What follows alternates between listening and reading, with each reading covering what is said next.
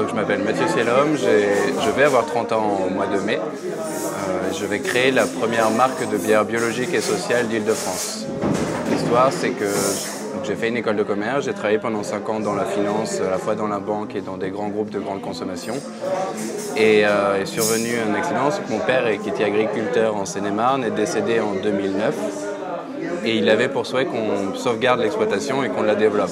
Et donc j'ai passé mon bac pro en agriculture pour pouvoir gérer l'exploitation. Et une fois que j'y ai mis les pieds, en fait, j'ai trouvé un certain goût. Et j'ai eu envie de développer en diversifiant et en remanifiant un peu les céréales que l'on produit sur l'exploitation. La force spécifique du concours Créac, c'est qu'il y a derrière des acteurs qui sont très pointus en fait. En termes de finance, c'est vrai que moi, ils m'ont permis de à la fois valider toutes mes hypothèses de futur financier, de valider aussi mes hypothèses de financement. Là, c'est aussi encore un des avantages des experts comptables, c'est qu'une fois qu'on a gagné ce prix, on est déjà... Enfin, les banquiers nous regardent un petit peu différemment. On sait que notre projet est sérieux parce qu'il a été validé par des gens qui sont aussi sérieux.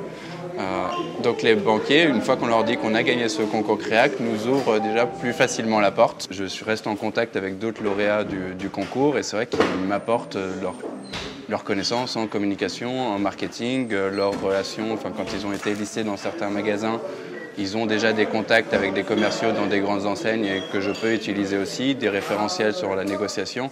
Donc tout ça fait qu'en fait on bénéficie de plein d'informations qu'on peut utiliser si on le souhaite.